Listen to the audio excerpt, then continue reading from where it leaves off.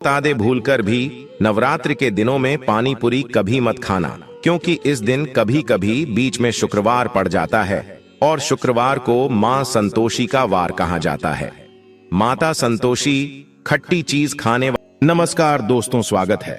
जय माता दी दोस्तों। 2024 में इस बार मां दुर्गा चैत्र नवरात्रि में घोड़े पर सवार होकर आ रही है। यानी दोस्तों, माता रानी जब घोड़े पर सवार होकर आती है तो इसे शुभ नहीं माना जाता है। ज्योतिष शास्त्र के अनुसार देवी जब घोड़े पर सवार होकर आती है तो समाज और राजनीति में बड़ी उथल पुथल होती है। और मान्यताओं के अनुसार अगर चैत्र नवरात्रि पर यदि माता दुर्गा घोड़े पर नहीं बल्कि हाथी पर सवार होकर आती है तो मान्यता है कि माता दुर्गा का हाथी पर सवार होकर आना बहुत ही शुभ और कल्याणकारी माना जाता है और जीवन सुखमय हो जाता है। और दोस्तों, भक्ति का भरपूर लाभ भक्त जनों को मिलता है, दिल में सुकून मिलता है। माता वैष्णो भरपूर आशीर्वाद देती है। दोस्तों, इस बार नवरात्रि पूरे 9 दिनों तक चलेगी, यानी 9 दिनों तक नवरात्रि का पर्व मनाया जाएगा। न एक भी दिन कम न एक भी दिन ज्यादा, पूरे 9 दिनों तक चलेगी माता वैष्णो की पूजा। मां शेरावाली की विशेष रूप से पूजा आराधना की जाएगी। चैत्र नवरात्रि का पहला व्रत 9 अप्रैल को रखा जाएगा और अंतिम व्रत 18 अप्रैल मंगलवार के दिन रखा जाएगा। और दोस्तों, 17 अप्रैल को कन्या पूजन किया जाएगा, जो कि इस दिन नवरात्रि समाप्त हो जाएंगे। आपको बता दें, 9 अप्रैल को घट स्थापना का मुहूर्त सुबह 6:03 से 10:14 तक रहेगा। दोस्तों, चलिए अब जानते हैं नवरात्रि में कौन कौन सी सब्जी नहीं खाना चाहिए और कौन कौन सी सब्जी खाना चाहिए और कौन सा फल खाने से व्रत टूट जाता है। उससे पहले दोस्तों जान लेते हैं चैत्र नवरात्रि क्यों मनाई जाती है। दोस्तों, चैत्र नवरात्रि मनाने के पीछे एक पौराणिक कहानी है कि मां दुर्गा ने महिषासुर नामक राक्षस का वध किया था। और ऐसा माना जाता है कि वहां महिषासुर नाम का एक राक्षस था। उसे भगवान ब्रह्मा ने अमरता का वरदान दिया था और इस आशीर्वाद के कारण महिषासुर पृथ्वी से लेकर स्वर्ग तक सभी को परेशान करने लगा। ऐसे में सभी देवी देवता उसके अत्याचारों से चिंतित होकर ब्रह्मा, विष्णु और महेश के पास जाते हैं। तब दोस्तों, तीनों देवताओं ने आदिशक्ति का आह्वान किया। तब दोस्तों, भगवान शिव, विष्णु और अन्य देवताओं के क्रोध के कारण उनके मुख से एक ज्योति प्रकट हुई और वह ज्योति एक स्त्री में बदल गई। इस तरह मां आदिशक्ति प्रकट हुई। इसके बाद अन्य देवताओं ने उन्हें अस्त्र शस्त्र प्रदान किए। तब मां दुर्गा ने महिषासुर को चुनौती दी और 9 दिनों तक युद्ध चलने के बाद 10वें दिन मां ने महिषासुर का वध कर दिया। ऐसा माना जाता है कि इन 9 दिनों के दौरान देवी मां ने 9 रूप धारण किए और राक्षसों का वध किया। इसी कारण से इसे 9 दिनों तक नवरात्रि के रूप में मनाया जाता है। और आपको बता दें कि शास्त्रों में चैत्र नवरात्रि का विशेष महत्व माना गया है। दोस्तों, ऐसा माना जाता है कि 9 दिनों तक चलने वाले चैत्र नवरात्रि के दौरान व्यक्ति मानसिक और शारीरिक रूप से मजबूत होता है। मनुष्य की आध्यात्मिक शक्ति बढ़ती जाती है। इस प्रकार लोग इच्छा, क्रोध, अहंकार, ईर्ष्या, लोभ आदि से मुक्त हो जाते हैं और उनका मन और शरीर शुद्ध हो जाता है और उनकी बुद्धि स्वाभाविक रूप से काम करने लगती है। आइए जानते हैं नवरात्रि में क्या खाएं और क्या नहीं खाएं और क्या पीना चाहिए और कौन सा फल खाना विशेष और शुभ कार्य माना गया है। आज हम आपको विस्तार से बताएंगे, लेकिन आगे बढ़ने से पहले कमेंट बॉक्स में अपनी राशि जरूर डाल दीजिएगा। यदि दोस्तों हमारे पास आपकी राशि के अनुसार कोई उपाय होगा तो वह आकर हम आपके कमेंट का रिप्लाई में बता देंगे, ताकि आपको राशि के अनुसार फल प्राप्त हो। दोस्तों, राशि के अनुसार किया गया कार्य बहुत ही शुभ माना जाता है और माता रानी बहुत प्रसन्न होती है। और दोस्तों, आपसे निवेदन है कि कमेंट में माता रानी आपका स्वागत है हमारे घर में जरूर लिखें, ताकि माता रानी का आशीर्वाद आपके ऊपर सदा बना रहे हैं। और वीडियो आपको अच्छी लगे तो लाइक करना ना भूलें। दोस्तों, शास्त्रों के अनुसार बताए गए व्रत चाहे किसी भी प्रकार के क्यों ना हो, उनसे जुड़े नियम का पालन करना अति आवश्यक माना जाता है। क्योंकि दोस्तों, जो मन के मुताबिक किया जाए वह संघर्ष नहीं कहलाता। कहा जाता है कि मनोकामना को पूर्ण करने के लिए थोड़ा सा संघर्ष यानी कि तपस्या तो करनी ही पड़ती है। इसीलिए दोस्तों, ऐसी मान्यता है कि व्रत को पूर्ण विधि विधान से किया जाना चाहिए, तब आपको व्रत का पूर्ण लाभ फल प्राप्त होता है। अति उत्तम और शीघ्र दीर्घायु वरदान प्राप्त होता है। आपकी सभी मनोकामनाएं शीघ्र माता रानी पूर्ण करती हैं। ऐसे व्यक्ति को मरने के बाद माता रानी के चरणों में स्थान मिलता है। वह सदैव मां की सेवा करता है और ऐसा भक्त स्वर्ग लोक में जाता है। इसीलिए हर शास्त्र यही कहता है कि सच्चे दिल से अगर आपके मन में ईश्वर के प्रति श्रद्धा हो तो बिना पूजा पाठ के ही सारा फल मिल जाता है। और अगर मन में ईश्वर के प्रति शंका हो तो उस मनुष्य को कई जन्मों तक सुख नहीं मिलता, वह नरक में ही भटकता रहता है। भागवत गीता में भगवान श्री कृष्ण ने स्वयं कहा था, दोस्तों, जो मनुष्य सच्चे हृदय से ईश्वर को पुकारता है तो उसका नाता उस शक्ति से जुड़ जाता है जिसे आपने सच्चे हृदय से पुकारा था। इसलिए दोस्तों, भगवान भी कहते हैं कि सच्चे हृदय से ही ईश्वर को पुकारो तो वह आपकी हर मनोकामना को पूर्ण करते हैं। भक्तों, कई लोग ऐसे हैं जो भगवान के सामने घंटों पूजा पाठ करते हैं तथा रोते हैं, फिर भी भगवान उनकी कभी नहीं सुनता। दरअसल जब आप सच्चे मन से ईश्वर को पुकारते ही नहीं हैं, तो भला वह आपकी पुकार कैसे सुनेंगे। दोस्तों, यह तो थी वो बातें जो भक्त और भगवान के बीच की है। अब हम जानते हैं नवरात्रों के दौरान क्या नहीं खाना चाहिए और क्या नहीं पीना चाहिए और कौन सा फल खाने से व्रत संपूर्ण और सफल हो जाता है। दोस्तों, हमारे को सब्सक्राइब जरूर करें और इस बेल आइकन को दबाना न भूलें। तो आइए शुरू करते हैं। दोस्तों, आपको बता दे, भूलकर भी नवरात्रि के दिनों में पानी पूरी कभी मत खाना, क्योंकि इस दिन कभी कभी बीच में शुक्रवार पड़ जाता है और शुक्रवार को मां संतोषी का वार कहा जाता है। माता संतोषी खट्टी चीज खाने वाले व्यक्ति से हमेशा क्रोधित रहती है, नाराज रहती है, क्योंकि नवरात्रों में माता संतोषी जागृत अवस्था में हो जाती है। और दोस्तों, आपको बता दें कि माता संतोषी की शक्ति नवरात्रों में कई करोड़ गुना बढ़ जाती है। और नवरात्रों में जब शुक्रवार पड़ जाए तो इमली नहीं खाना चाहिए। माता संतोषी रुष्ट हो सकती है, आपको दंड दे सकती है। नींबू नहीं खाना चाहिए। वैसे तो नवरात्रि के व्रत में नींबू खा लेना चाहिए, पर अगर शुक्रवार हो तो माता संतोषी के क्रोध से बचने के लिए नींबू नहीं खाना है। इस दिन नींबू का त्याग करना चाहिए। अब दोस्तों, आपको यह भी बता दे कि चैत्र नवरात्रि में पानी पूरी क्यों नहीं खानी चाहिए, क्योंकि उसमें लहसुन प्याज होता है और खट्टा भी होता है जो व्रत को भंग कर सकता है। पाप लग सकता है। अगर आप चैत्र नवरात्रि या शुक्रवार को खट्टा नहीं खाते हैं तो माता संतोषी आपको धन धान्य से मालामाल कर देती है, आपके घर में अपना आवास बना लेती है। दोस्तों, बस शुक्रवार के दिन नवरात्रों के दिनों में इस चीज का त्याग करना चाहिए, पालन करना चाहिए। नवरात्रों में लहसुन प्याज और खट्टा, फिर चाहे आपने व्रत भी नहीं रखा है, फिर भी आपको शुक्रवार के दिन या अन्य दिनों में लहसुन प्याज नहीं खाना चाहिए। दोस्तों, नवरात्रि के दिन अगर आपने व्रत रखा है तो यह फल जरूर खाने चाहिए। दोस्तों, आपको बता दें कि शास्त्रों में बताया जाता है कि भगवान के भोग में सेब आदि जरूर अर्पित किया जाता है। अगर आपका व्रत है तो आपको सेब जरूर खाना चाहिए। केला, पपीता, तरबूज और मीठे अंगूर जरूर खाना चाहिए। इन फलों से व्रतधारी को शक्ति मिलती है और व्रत संपूर्ण हो जाता है। और शास्त्रों में बताया जाता है कि नवरात्रों के दिनों में केला जरूर खाना चाहिए। नवरात्रों के दिनों में केला का घर में प्रवेश होना बड़ा ही शुभ माना गया है। केला खाने से नवरात्रि का व्रत सफल हो जाता है, क्योंकि इसमें माता रानी और भगवान विष्णु का आशीर्वाद मिला हुआ होता है। नवरात्रि के दौरान से जो भी खाता है उसे दुखों का सामना नहीं करना पड़ता है। केला आपको जरूर खाना चाहिए। माता लक्ष्मी प्रसन्न होती हैं और आशीर्वाद देती है। दोस्तों, आपको बता दें कि नवरात्रों में तेल की तली हुई हरी मिर्च खा सकते हैं, लेकिन कम मात्रा में खाना है। व्रत के दौरान ज्यादा तीखा नहीं खाना चाहिए। भक्तों, व्रत में तीखा खाने से व्रतधारी की जो पेट की आंतें होती हैं उसमें जख्म हो सकते हैं, क्योंकि इस दौरान हम व्रत का पालन करते हैं तो हमारे पेट में कुछ नहीं होता है।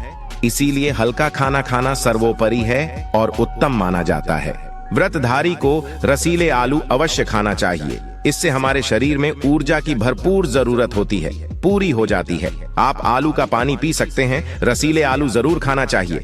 दोस्तों, नवरात्रों में भिंडी की सब्जी जरूर खाना चाहिए, क्योंकि दोस्तों, भिंडी में कई ऐसे पोषक तत्व होते हैं जो हमारी हड्डियों को मजबूत बनाते हैं। तथा नवरात्रों में बैंगन की सब्जी जरूर खाना चाहिए।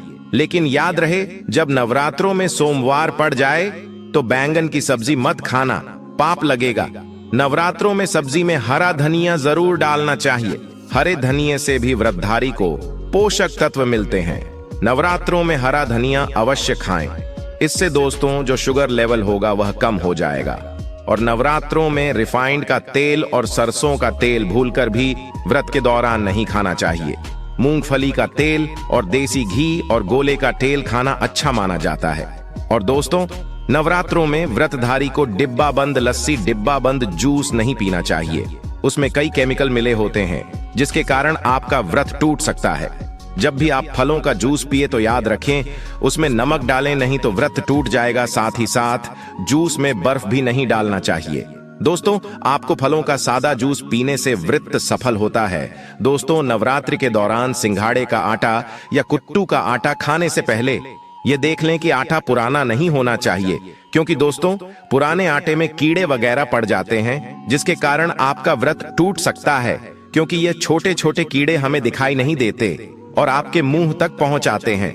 ऐसा खाना मतलब कीड़े मकोड़ों का मांस खाने के बराबर माना गया है। दोस्तों नवरात्रि के दौरान आप शाम के समय खाने में दही ले सकते हैं और आलू वगैरह खा सकते हैं। आलू के चिप्स खा सकते हैं, साबूदाने की टिकिया बनाकर खा सकते हैं और साबूदाने की खिचड़ी खा सकते हैं। आलू के पापड़ भी खा सकते हैं। दोस्तों चैत्र नवरात्रि के दौरान आप दूध पी सकते हैं जो आपको ताकत देगा। चाय वगैरह भी पी सकते हैं। साथ ही साथ यह भी जानिए माता रानी को 3 चीजें कभी अर्पित मत करना, इससे माता रानी क्रोधित हो जाती है। ऐसे में अगर आपको चैत्र नवरात्रि की रात यह एक चीज अगर दिखाई दे जाए तो समझो माता रानी आपसे प्रसन्न है।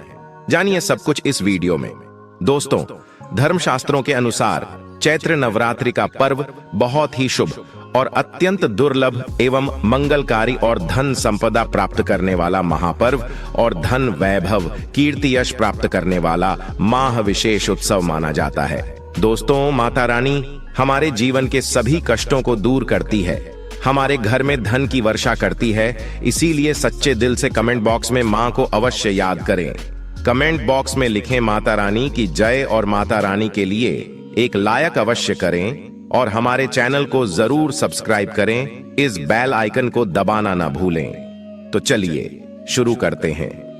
सबसे पहले अपनी राशि कमेंट बॉक्स में जरूर डाल दीजिएगा। यदि आपकी राशि के अनुसार हमारे पास कोई उपाय होगा तो वह आकर हम आपके कमेंट का रिप्लाई में बता देंगे। आपको हर जानकारी देगा जो दुनिया के किसी भी कोने में नहीं मिलेगी। यह शास्त्र आधार पर जानकारी है।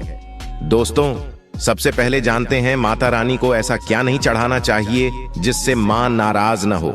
देखिए एक बार हमने गलती से माता रानी को यह चीज चढ़ा दी थी, तब हमें माता के क्रोध का सामना करना पड़ा था। इसीलिए चैत्र नवरात्रि पर आप ऐसी गलती मत करना। शास्त्रों के अनुसार माता रानी को प्रसन्न करना इतना आसान नहीं होता, और जो व्यक्ति माता रानी को प्रसन्न कर लेते हैं तो वह व्यक्ति अचल संपत्ति के मालिक बन जाते हैं। उसके ऊपर माता लक्ष्मी की कृपा बड़ी जोरों शोरों से बरसती है। कई पीढ़ियों से जो गरीबी भोग रहे होते हैं, यदि माता रानी चैत्र नवरात्रि पर प्रसन्न हो जाए तो 7 जन्मों तक की गरीबी मिट जाती है। धन वैभव से घर भर जाता है। उत्तम जीवन साथी तथा धन संपदा के साथ यश कीर्ति वैभव सौभाग्यशाली जीवन, सभी कष्टों से राहत, बीमारियों से राहत मात्र माता रानी के पूजन से समाप्त हो जाती है। जो व्यक्ति खास तौर पर चैत्र नवरात्रि पर माता रानी को प्रसन्न कर लेता है वह व्यक्ति कुछ ही समय में धनी हो जाता है तथा राजा बन जाता है। मां लक्ष्मी उसी घर में वास करती है जहां पर सच्चे हृदय से मां की भक्ति हो। आपको बता दें साल भर के इस त्योहार में माता रानी की पूजा में ये 3 चीजें माता रानी को कभी मत चढ़ाना, नहीं तो आपको बर्बाद होने से कोई नहीं रोक सकता। जो हमने गलती की वाप मत करना, इससे माता रानी नाराज हो जाती है और हमेशा हमेशा के लिए आपका साथ छोड़ सकती है। एक बार माता रानी ने हमारा साथ छोड़ दिया था क्योंकि हमने गलती से माता रानी को यह चीज चढ़ा दी थी। तब बड़ी श्रद्धा पूजा पाठ करने के बाद माता रानी को हमने मनाया, प्रसन्न किया और आज हम करोड़पति हैं, धनवान है। माता लक्ष्मी सदैव हमारे घर में वास करती है। जय माता रानी। माँ बड़ी प्यारी है, चंचल है, अपने भक्तों को कभी निराश नहीं करते। तो चलिए प्राचीन ज्ञान धर्म ग्रंथों के आधार पर, शास्त्र आधार पर यह जानकारी शुरू करते हैं। दोस्तों, इस दिन राहु केतु अपनी चरम सीमा पर होते हैं। जो लोग कर्ज लेते हैं, कर्ज देते हैं, राहु केतु उनके जीवन में आकर उल्टा उन्हें कंगाल, बर्बाद, नष्ट तथा घर में दरिद्रता आवास बना देते हैं और ऐसे घर से माता लक्ष्मी, माता दुर्गा रुष्ट हो जाती है। आप माता रानी को चैत्र नवरात्रि पर एक मिश्री का टुकड़ा भी अर्पित करके पूजा पाठ कर सकते हैं। यदि आपके पास धन नहीं है तब भी माता रानी उतना ही प्रसन्न होती हैं और आपके जीवन में धन और धनवान पूर्ण रूप से आपको यश कीर्ति प्रदान करती है। माता को छल कपट द्वारा धन प्राप्त करने पर तथा उन पैसों से पूजा करने पर माता प्रसन्न नहीं होती, उल्टा माता रानी अत्यंत रूप से क्रोधित हो जाती है। इसीलिए हम तो कहते हैं कि ऐसा ना करें तो ज्यादा ही अच्छा होगा। हमने जो गलती की, कम से कम आप वह गलती ना करें। ये गलती प्राचीन ज्ञान चैनल कर चुका है, इसीलिए हम चाहते हैं माता रानी की कृपा आपको उचित मार्ग करने के बाद ही प्राप्त हो। दोस्तों, जब आप माता रानी की मूर्ति या तस्वीर लेकर आए तो हमेशा ध्यान से देख लें। टूटी हुई तथा छठ की मूर्ति नहीं होनी चाहिए। खंडित मूर्ति की पूजा नहीं की जाती, इससे माता रानी नाराज हो सकती है। चैत्र नवरात्रि पर पूजा की चौकी लाल कपड़े से बिछानी चाहिए। सफेद कपड़ा तथा काला कपड़ा या नीला कपड़ा नहीं बिछाना चाहिए। लाल रंग सर्वश्रेष्ठ और माता रानी को बहुत प्रिय है। भगवान कृष्ण कहते हैं, जो व्यक्ति माता रानी की पूजा में लाल कपड़े का आसान बिछाकर माता रानी का पूजन करेगा, उसके घर में धन, वैभव, यश, कीर्ति, उत्तम फलाहार रूप में उसका घर अन्न धन से भरा रहता है। घर में सुख समृद्धि की कोई भी कमी नहीं रहती। इससे माता रानी अत्यंत प्रसन्न होकर इस आसन पर विराजमान होती है और प्रसन्न होती हैं। प्राचीन ज्ञान यूट्यूब चैनल आपको बारी बारी जानकारी बताएगा। वीडियो में अंत तक बने रहना और एक लाइक जरूर करें। दोस्तों, माता रानी की पूजा में हरा वाला नारियल नहीं चढ़ाना चाहिए। इस समय आपको जटा वाला नारियल चढ़ाना चाहिए, क्योंकि नारियल माता रानी का प्रतीक है। चैत्र नवरात्रि पर नारियल घर में अवश्य लाना चाहिए। इससे साक्षात माता रानी का आगमन होता है। माता रानी को फलों में नाशपाती नहीं चढ़ाना चाहिए, इससे पाप लगता है। नाशपाती यानी नाश करने वाला, इसीलिए शुभ समय पर नाशपाती नहीं चढ़ाना चाहिए। माता रानी के पूजन में अक्षत यानी चावल का बहुत महत्व माना गया है। चैत्र नवरात्रि पर चावल माता रानी को अवश्य अर्पित करने चाहिए। टूटे हुए चावल नहीं होने चाहिए, इससे माता रानी नाराज हो जाती है। चैत्र नवरात्रि पर घर के चावल कभी किसी को मत देना, इससे माता रानी आपका घर छोड़ सकती है, क्योंकि चावल माता लक्ष्मी का प्रतीक है। इस समय माता लक्ष्मी घर पर आती है, जाती नहीं है, आता है।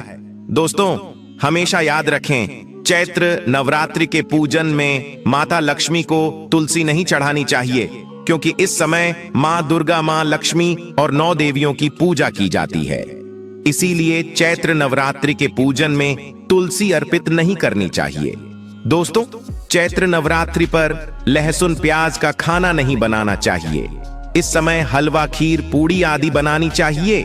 दोस्तों, शास्त्रों के अनुसार माना जाता है कि चैत्र नवरात्रि के दिन एक स्त्री को लाल, गुलाबी तथा पीला रंग या भगवा रंग के कपड़े ही पहनने चाहिए। माता रानी के पूजन में सुहागिन महिला को सफेद रंग नहीं पहनना चाहिए। यह रंग विधवा रूप माना गया है तथा काला रंग भी पहनकर पूजा नहीं करनी चाहिए, इसे शुभ नहीं माना जाता।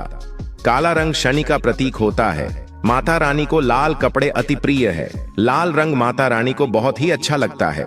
चैत्र नवरात्रि पर सुहागन महिलाओं को अपनी मांग में भरपूर मात्रा में सिंदूर भरना चाहिए। पैरों में पायल तथा श्रृंगार आदि होना चाहिए। इससे माता रानी बहुत प्रसन्न होती है और आपको धन धान्य से मालामाल कर देती है। माता रानी कहती हैं, जो मेरे लिए इतना श्रृंगार आदि कर सकती है तो उसके प्रति मेरे लिए भक्ति कितनी होगी। माता रानी बहुत प्रसन्न होती है। माँ दिल से ऐसी स्त्री को आशीर्वाद अपना सदैव देती है, अखंड सौभाग्यवती का वरदान देती है। दोस्तों, आज के वीडियो में बस इतना ही। कमेंट बॉक्स में जय मां